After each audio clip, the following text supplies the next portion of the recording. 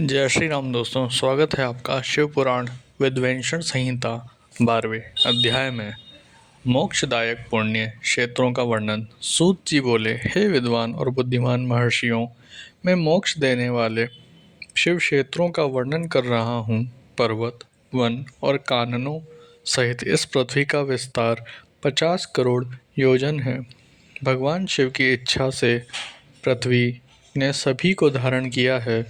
भगवान शिव ने भूतल पर विभिन्न स्थानों पर वहाँ के प्राणियों को मोक्ष देने के लिए शिव क्षेत्र का निर्माण किया है। कुछ क्षेत्रों को देवताओं और ऋषियों ने अपना निवास स्थान बनाया है, इसलिए उसमें तीर्थत्व प्रकट हो गया है। बहुत से तीर्थ ऐसे हैं जो स्वयं प्रकट हुए हैं।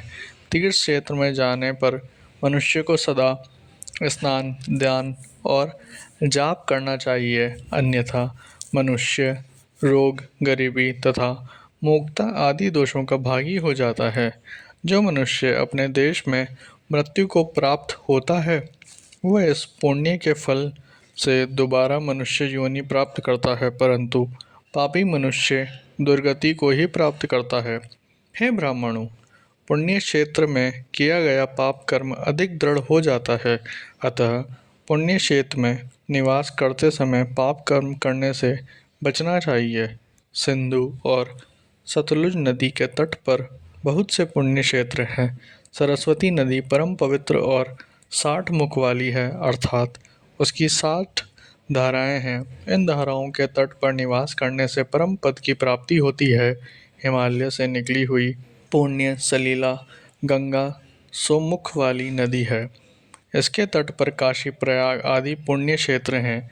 मकर राशि में सूर्य होने पर गंगा की तटभूमि अधिक प्रशस्त एवं पुण्यदायक हो जाती है।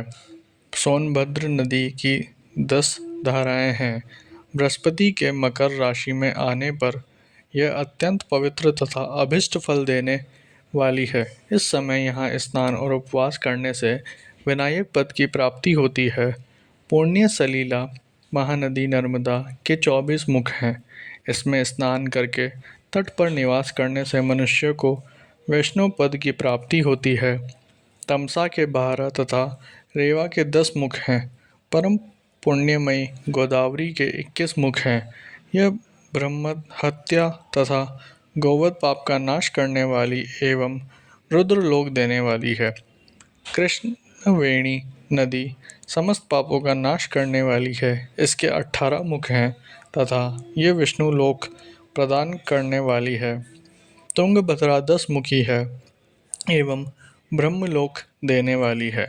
सुवर्णी मुखरी के 9 मुख हैं। ब्रह्मलोक से लौटे जीव इसी नदी के तट पर जन्म लेते हैं। सरस्वती नदी, पंपा सरोवर, कन्याकुमारी, अंतरिप तथा शुभकारक श्वेती नदी सभी पुण्य क्षेत्र हैं।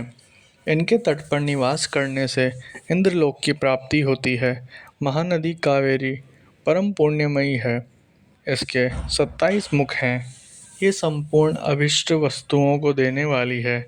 इसके तट ब्रह्मा विष्णु का पद देने वाले हैं। कावेरी के जो तट शिव क्षेत्र में अंतर्गत है, वे अभिष्ट फल तथा शिवलोक प्रदान करने वाले हैं। नैमिषारण्य तथा बद्री का श्रम में सूर्य और बृहस्पति के मेष राशि में आने पर स्नान और पूजन करने से ब्रह्मलोक की प्राप्ति होती है। सिंह और कर्क राशि में सूर्य की संक्रांति होने पर सिंधु नदी में किया स्नान तथा केदार तीर्थ के जल का पान एवं स्नान ज्ञानदायक माना जाता है। बृहस्पति के सिंह राशि में स्थित होने पर भाद्र मास में गोदावरी के जल में स्नान करने से शिवलोक की प्राप्ति होती है, ऐसा स्वयं भगवान शिव ने कहा था।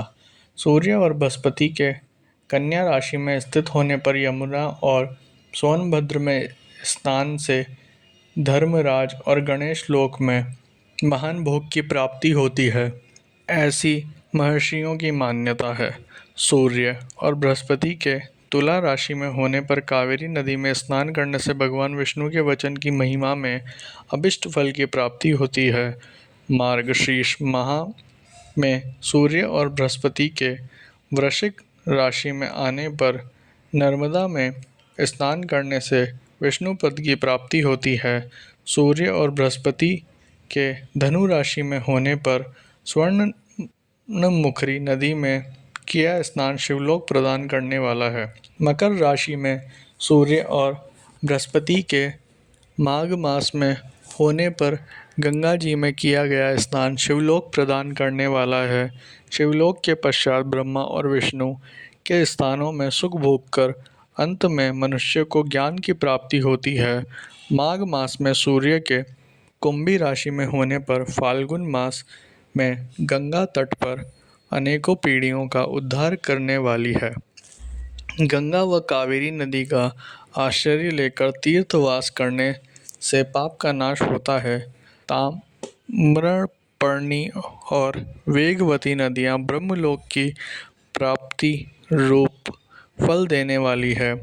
इनके तट पर स्वर्गदायक क्षेत्र है। इन नदियों के मध्य में बहुत से पुण्य क्षेत्र हैं। यहाँ निवास करने वाला मनुष्य अभिष्ट फल का भागी होता है। सदाचार, उत्तम व्रति तथा सद्भावना के साथ मन में दया भाव रखते हुए विद्वान पुरुष को तीर्थ में निवास करना चाहिए, अन्यथा उसे फल नहीं मिलता। पुण्य क्षेत्र में जीवन बिताने का निश्चय करने पर तथा वास करने पर पहले का सारा पाप तत्काल नष्ट हो जाएगा, क्योंकि पुण्य को ऐश्वर्यदायक कहा जाता है। हे ब्राह्मणों, तीर्थ में वास करने पर उत्पन्न पुण्य का यिक, वाचिक और मानसिक सभी पापों का नाश कर देता है। तीर्थ में किया मानसिक पाप कई कल्पों तक पीछा नहीं छोड़ता, ये केवल ध्यान से ही नष्ट होता है। वाचिक पाप जाप से तथा कायिक पाप शरीर को सुखाने जैसे कठोर तप से नष्ट होता है। अतः सुख चाहने वाले पुरुष को देवताओं की पूजा करते हुए और ब्राह्मणों को दान देते हुए पाप से बचकर ही तीर्थ में निवास करना चाहिए।